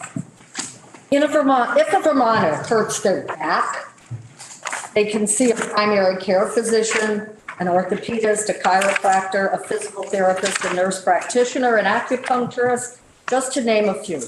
However, if a person has a mental health challenge, the options are very few. Generally, medications, beds, maybe psychotherapy, and the emergency department, where we've all heard about psychiatric patients enduring long waits. S 195, an act relating to the certification of mental health peer support, and the expansion of peer-operated respite centers would increase the options for individuals in mental distress. It would add much-needed community-based recovery-oriented mental health resources to the state's continuum of mental health care to relieve pressure on our emergency departments, community mental health agencies, and inpatient psychiatric hospitals. S 195 would add 4 new geographically dispersed 2-bed peer respites by 2023 and another 4 by 2025. Peer respites are voluntary short-term overnight programs that provide community-based trauma-informed and person-centered support and prevention 24 hours a day in a home-like environment. Peer respites are staffed and run by individuals with lived experience of recovery from mental health challenges. They are an alternative to visits to the emergency department, an alternative to inpatient hospitalization, and step down from inpatient hospitalization, where many patients are stuck because of a lack of step-down facilities in the state. Peer respites are also a fraction of the cost of an inpatient hospital stay. There is currently one peer respite center in the state called Listen, located in Rochester, Vermont. It has a 5-day waiting list and operates at 92% capacity, well above the state's benchmark of 80%, and attracts guests from 11 of the 14 Vermont's counties. S 195 would also create a statewide certification and training program for peer support workers. Peer support workers can work anywhere in the continuum of mental health care, and particularly at the peer respites that the bill would create. Peer support workers use their lived experience of recovering from mental health challenges to aid others in their recovery. 48 states and the District of Columbia have adopted peer support certification programs. One of the benefits of adopting a statewide peer support certification program is that the services would become reimbursable through Medicaid. There are peer workers in Vermont currently. However, there are no standards of experience and training, no competency standards, and no ethical standards. S95 would validate the discipline of peer support as a distinct practice, define the scope of practice, standardize qualifications and competency, and ensure those engaged in peer support receive the evidence-based benefits of peer support services. Peer support certification programs have been shown through research to pay for themselves through reductions in inpatient hospitalizations and improved outcomes. The first 6 sections of the bill address the statewide peer certification program. Sections 7 through 10 of the bill address the creation of peer-operated respite centers. And you can find the bill on page 1997 of today's calendar. I'll just go through quickly the sections of the bill. Section 1 contains a set of findings about peer support as an evidence-based model of care recognized by the Centers for Medicare and Medicaid Services as an intervention that improves functioning, reduces hospitalization and hospital days. Section 2 describes the process for developing the certification program. It would also require that the Department of Mental Health enter into an agreement with a peer-run or peer-led entity to develop a statewide certification program for peer support specialists consistent with the guidance issued by CMS to enable the certified mental health peer specialists to receive Medicaid reimbursement for peer support services. Section 2 also establishes all the things that the peer-run entity must do in developing the program. Section 3 adds a chapter 199 on peer support specialists to Title 18. It includes a statement of legislative purpose, a set of definitions, and a requirement that the Department of Mental Health maintain agreements with a peer-run or peer-led entity. Section 3 also sets forth the duties and responsibilities of these peer-run entities and specifies that individuals providing peer support services as employees or volunteers of a peer-run or peer-led organization shall not be required to obtain peer support specialist certification. So that people who are already doing this work and do not care to go through the certification process will still be able to continue. Section 3 also sets out the eligibility requirements for applicants for certification and if there are any fees that are required for the administration of the program, they must be requested pursuant to the process outlined in existing law. Section 4 directs the Agency of Human Services to seek approval from CMS and Vermont's Medicaid state plan to include certified peer support specialists as a Medicaid covered service. Section 5 directs the Department of Vermont Health Access to reimburse peer support specialists in accordance with Vermont's Medicaid state plan after Vermont receives CMS approval. Section 6 would appropriate $525,000 from the general fund to the Agency of Human Services for the development and operation of the support specialist certification program. This appropriation includes both one-time and ongoing costs. The remaining sections of the bill pertain to the peer-operated respite centers.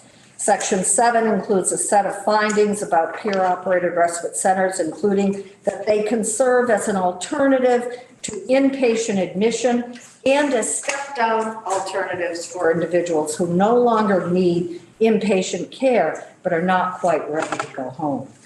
The findings also reference research studies that demonstrated the efficacy of peer-operated respites in reducing hospital admissions and emergency department visits. And also the references the state's one existing peer-operated respite center that operates, again, at 93% capacity. Section 8 includes a statement of legislative intent to reduce emergency department wait times for psychiatric patients and increases Vermont's community-based, recovery-oriented, and geographically diverse mental health resources, increases employment opportunities, and improves outcomes for Vermonters experiencing mental health conditions.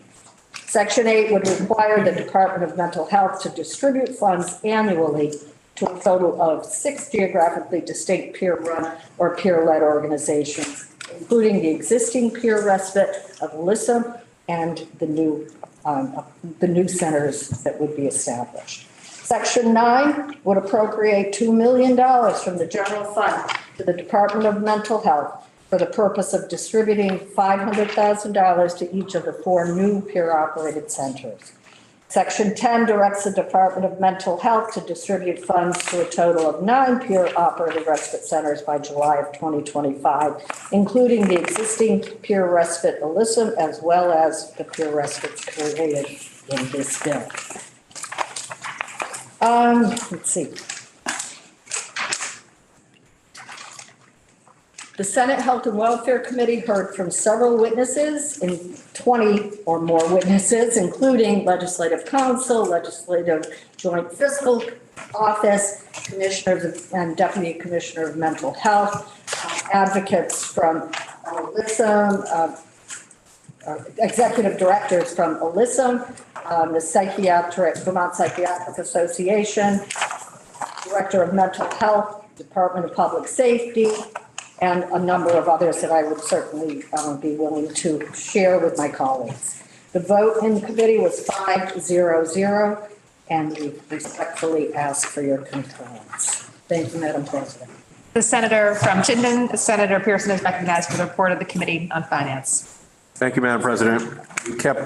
Finance kept its focus on the proposed fee for mental health peer support specialists, and we're content that this would fall under the standard fee schedule where the department would make a request to the legislature. Typically, it's on every 3rd year. But the point is, lots to uncover before we get there, and this directs the department to put it in the standard schedule.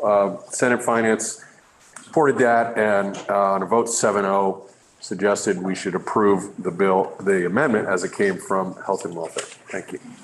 The senator from Lamoille, Senator Westman, is recognized for the report of the Committee on Appropriations. Madam President, the amendment from the Appropriations Committee is on 2007 in today's. It's a strike-all amendment. To do this, we removed the money that was in the bill. This is an expansion of service and in a very important area, and I think the Appropriations Committee understands how important and how much help mental health needs.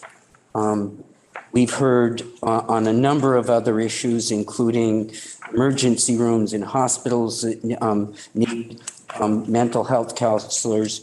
We're very aware of the problems that the mental health community is facing. He looked at the $2.5 million, $525,000 for the training and certification of the specialists, and the $2 million that mandated opening of the 4 operational respite centers, and decided that that should be something that should be discussed in the overall budget as we look at the mental health budget and where we want to go. So our strike all, what it does is first takes most of the findings from underlying bill. It, in sections 2 and 3, takes the mental health support specialist certification program and would put that into statute. And it envisions that we will have the discussion about the 525,000 that was in there for the training of those people. We will have that discussion within the budget. Section 4 of our strike all would takes the language out that mandates that we open 4 centers, and you have to have the specialists and the certification for those programs first. So we do that. And then the centers, we take the language out that says there will be 4, and we took the 2 million out. Also, that discussion I would expect to have going forward. It allows in future budgets for expansion for centers, and our strike all has section 5 is the effective dates. The Appropriations Committee voted 601 to support this move in this direction. We basically started this, but the overall discussion will happen in our committee as we discuss the budget. The first question is, shall the report of the Committee on Health and Welfare be amended as recommended by the Committee on Appropriations? The Senator from Rutland is recognized. Thank you, Madam President. Obviously, money is important in establishing both of these programs, but we appreciate the work of the Appropriations Committee. Our committee has discussed this, and we agree that the process should move forward as recommended. Are you ready for the question? And the question is, shall the report of the Committee on Health and Welfare be amended as recommended by the Committee on Appropriations? All those in favor, please say aye. Aye. Those opposed, nay. The ayes have it, and you've amended the report as recommended by the Committee on Appropriations. The question is, shall the Senate amend the bill as recommended by the Committee on Health and Welfare as amended? All those in favor, are you ready for the question? All those in favor, please say aye. Aye. Those opposed, nay. The ayes have it, and you've amended the bill as recommended by the Committee on Health and Welfare as amended. The question now is, shall the bill be read the third time? Are you ready for the question? All those in favor, please say aye. Aye. Those opposed, nay. The ayes have it, and you've ordered third reading of S 195. There's been a request to pass over S 204 as well as S 226. We'll move forward to S 239, an act relating to enrollment in Medicare supplemental insurance policies. It was introduced on January 12th. It was referred to the Committee on Health and Welfare, which reported has considered the bill, recommends that the bill be amended as appears on pages 2046. Madam President, of information. I don't see the pro tem on the floor, and I'm wondering, is there a time framework established for this afternoon's session? Or This, Madam President, does not have a time frame. I'm at your disposal to continue working as long as you'd like. So if we are to adjourn, I would need a motion from either the senator from Grand Isle or from the pro tem. Thank you. We have on the calendar S 239, an act relating to enrollment in Medicare supplemental insurance policy. Well, it was referred to the Committee on Health and Welfare, which reports it has considered the bill and recommends that the bill be amended as appears on pages 2046 to 2049 of today's calendar, and that when so amended, the bill ought to pass. Then referred to the Committee on Finance, which reports that the recommendation of amendment of the Committee on Health and Welfare be amended as set forth on pages 2049 to 2050 of today's calendar, and that when so amended, the bill ought to pass. Please listen to the second reading of S 239. S 239, an act relating to enrollment in Medicare supplemental insurance policies. The senator from Rutland, Senator Hooker, is again recognized for the report of the Committee on Health and Welfare. Thank you, Madam President. When Vermonters turn 65 or become eligible for Medicare due to a disability and enroll in Medicare Part B, they have 6 months and they can, a 6-month period in which they can enroll in a Medigap plan, guaranteed issue. Medicare covers 80% of covered services. So many Vermonters need a Medicare supplemental insurance or Medigap plan that you can buy from a private company that helps pay for the uncovered 20% of the cost. Currently, if a Vermonter does not buy a Medigap plan within 6 months of their 65th birthday, they are subject to a penalty that increases their premium costs every month for the rest of their lives. Also, since we have no guaranteed issue in the state, if you enroll outside of the initial enrollment period, companies can refuse to even sell you a plan. Section 1 of this bill proposes to create an annual enrollment period for Medicare supplemental insurance policies and prohibit additional premiums, fees, or penalties based on an individual's failure to enroll in a Medicare supplemental policy within 6 months of their 65th birthday. 4 neighboring states, New York, Massachusetts, Connecticut, and Maine, have guaranteed issued protections for Medigap and have either a continuous open enrollment or an annual period when their residents can purchase supplemental coverage outside of the federally defined 6-month floor without being penalized. S-239 will allow an annual open enrollment period that coincides with the federal open enrollment period for Medicare Advantage plans. There are many Vermonters who are on Medicare but who have no secondary coverage. These Vermonters are very financially exposed and represent a high-risk group for medical debt. Additionally, many Vermonters are exploring Medicare Part C plans, also known as Medicare Advantage. These are private plans run through Medicare that, by law, must be at least equivalent to regular Part A and Part B coverage, but there are a lot of variations in the Part C plans. You've probably seen celebrities promoting these plans on TV. Having an annual open enrollment period will guaranteed protections for Medicare Part C supplemental plans will give these Vermonters more flexibility if they choose to return to a traditional Medicare coverage and purchase a Medigap plan. This bill also convenes a working group to evaluate policy options to improve coverage for older and disabled Vermonters. We know that older and disabled Vermonters on Medicare have significant challenges. Bringing together a work group to focus on this known area of challenge is important as we develop strategies to improve Vermonters' access to care. Again, you'll find the bill on page 2046 of today's calendar. Let's quickly go through the sections. Section 1 amends 8 VSA subsection 4080E by adding a section that would guarantee acceptance for an individual's application for coverage during the 6-month period after their 65th birthday and an annual open enrollment period that coincides with the federal open enrollment period.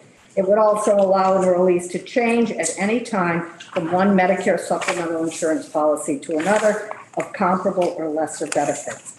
A section E added to this subsection requires that the Department of Financial Regulation collaborate with insurers, advocates for Medicare eligible adults, and the Office of Healthcare Advocate to educate the public about benefits and limitations of supplemental insurance policies, including information to help the public understand issues related to coverage, costs, and providers.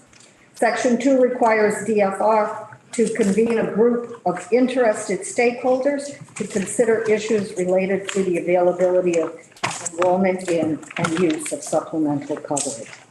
The group shall examine options available to Medicare eligible Vermonters, the affordability of these options, and the extent to which the state may regulate or otherwise affect the options offered, including the marketing and advertising of these products, the effects of annual or continuous open enrollment periods for Medicare supplemental coverage available in other states, whether Vermonters are receiving Medicare supplemental coverage and Medicare Advantage plan options and sufficient assistance selecting products, and the reasons for some Medicare beneficiaries do not have secondary coverage.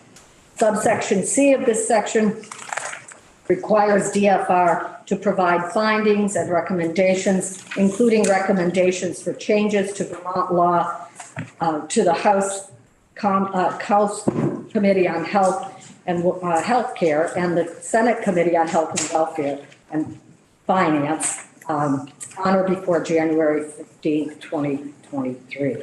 Section 3 are the effective dates, and the Committee on Health and Welfare heard from Ruby Baker, Executive Director of Community of Vermont Elders, Meg Burmeister, Executive Director of Northeast Kingdom Council on Aging, Mike Fisher, Vermont Healthcare Advocate, Emily Brown, Director of Insurance Regulations from the Department of Financial Regulations, and Harant Gochian, Chief Executive Officer of Dialysis Patient Services. The committee vote was 5-0-0, and we ask the Senate to concur. Thank you, Madam President. Thank you. The senator from Chittenden, Senator Pearson, is recognized for the report of the Committee on Finance. Thank you, Madam President. Deja vu all over again. Senate Finance has jurisdiction over insurance and particularly looking at rate impact. And we found compelling testimony that there's a real need to protect seniors and an unfortunate situation that they can get supplemental plans. The supplemental plans can be much more expensive if they miss the initial enrollment window. And that applies to a significant number of our seniors. The problem is that making it easier for the folks that are not enrolled in a timely manner or more affordable likely has an impact on the folks that do enroll in the current window, which is that 6-month window of becoming Medicare eligible. And so because the bill came to us from Health and Welfare, both making the change and then sort of analyzing whether or not that change is prudent or variations of the theme should be explored, your Senate Finance Committee decided it was best at this point to strike on section 1, little d 1 and 2. This means that we would not immediately make supplemental plans available at a broader time limit each year on an open enrollment. We're not taking that step immediately because in fact, Vermont rates for folks that are buying supplemental are the lowest in the region. And we know we have a lot of seniors on a fixed income. So we were not eager to quickly impact those prices, even at the advantage of many people who truly do need it, who have the disadvantage if they're late for whatever reason. Fortunately, Health and Welfare had also dialed up a stakeholder group, as the presenter discussed, looking at various options, exploring the need and whether or not other ideas could come to the fore that would maybe delicately split this competing balance of cost. And so Finance took advantage of that stakeholder group, added a few pieces to make sure we were getting a wide range of options from them. And then in our third amendment, of course, had to change the effective date and take effect passage. The committee's vote was 5-1-1, and we would ask your support. The senator from Rutland is recognized. Madam President, the Health and Welfare Committee again informally discussed this amendment from Finance, and we certainly see the need for an open enrollment period, but also want to make sure that there are no unintended consequences and need to have more information, and we appreciate the amendment from Finance. Thank you, Madam President. The first question is, shall the report of the Committee on Health and Welfare be amended as recommended by the Committee on Finance? Are you ready for the question? All those in favor, please say aye. Aye. Those opposed, nay. The ayes have it, and you've amended the report as recommended by the Committee on Finance. The question now is, shall the Senate amend the bill as recommended by the Committee on Health and Welfare as amended? Are you ready for the question? All those in favor, please say aye. Aye. Those opposed, nay. The ayes have it, and you've amended the bill as recommended by the Committee on Health and Welfare as amended. And the final question, shall the bill be read for the third time? Are you ready for the question? All those in favor, please say aye. Aye. Those opposed, nay. The ayes have it, and you've ordered third reading of S 239. The senator from Wyndham is recognized. Thank you, Madam President. At this time, I'd like to request a brief recess. If the committee chairs could meet here by Senator White, my seatmate, I want to talk about the afternoon.